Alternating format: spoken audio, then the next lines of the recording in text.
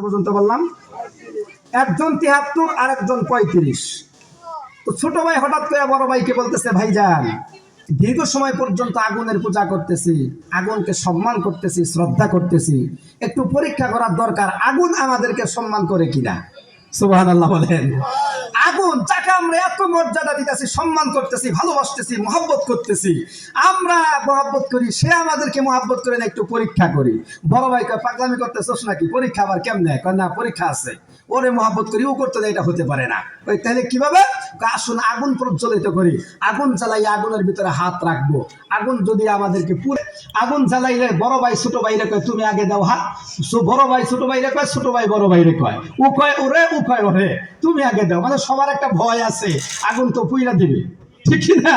তার মানে তারা যেই জিনিসের ইবাদত বন্দেগী করলো ওইটার প্রতি তাদের আস্থা নাই, বিশ্বাস নাই, সে রক্ষা করবে এই আস্থা তাদের নাই।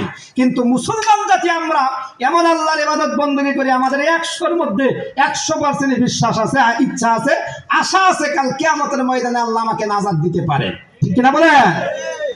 এখন ছোট ভাই বড় ভাইকে বারবার যখন বলতেছে, অবশেষে ছোট ভাই যেহেতু আগে প্রস্তাবনা করছে ওরই দেওয়া লাগে, ছোট ভাই আগুনের ভিতরে ডান হাত রাখছে। কিন্তু আগুনের তো ক্ষমতা, ইচ্ছা শক্তি আল্লাহ দিয়ে দিয়েছে, আগুনের কাজ হইলো ওর ভিতরে যদি কেউ পড়ে ওরকে পুরাই দেয়, ঠিক না বলেন? আগুনের খাইসিয়ত অনুযায়ী আগুন তো তার হাত পুইরা দিছে। হাত পুইরা দেওয়ার পরে ছোট ভাই বলতেছে, দেখছো আমি ৩৫ বছর যাবৎ তাকে মানতেছি, তুমি ৭৩ বছর যাবৎ মানতেছ, কিন্তু দেখো আমরা সম্মান করি, আমাদেরকে তো মানলো না। যেই জিনিস আমাদেরকে মানলো না ওই জিনিসকে আজকের থেকে মানতে চাই না। সুবহানাল্লাহ বলে।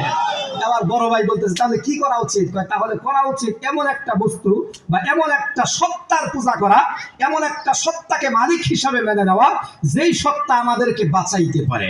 সুবহানাল্লাহ বলে। তাহলে সেই জিনিসটা কি? সেই জিনিসটা হলো মুসলমানদের আল্লাহ। সুবহানাল্লাহ বলে। তাহলে কি করা যায় এখন? চলো দুইজনে মিলে মুসলমান হয়ে যাই। সুবহানাল্লাহ বলে। ছোট ভাই বড় ভাই চলো দুজনে মিলে মুসলমান হয়ে যাই। যাও মুসলমান হয়ে যাব। বাস বের হয়েছে মুসলমান হওয়ার জন্য, কিন্তু কোথায় মুসলমান হবে, কার কাছে যাবে, কার কাছে গিয়ে মুসলমান হবে? মুসলমান হওয়ার জন্য সিস্টেম কি, পদ্ধতি কি তাদের তো জানা নাই, কারণ তারা তো হইলো অগ্নি পূজক, ঠিক কিনা বলেন? আমার ভাইরা, আমার বন্ধুগণ, আল্লাহর দুইজন বান্দা যুবক মানুষ বাড়ি থেকে বের হয়ে গেছে মুসলমান হওয়ার জন্য। রাস্তায় যাকে পায়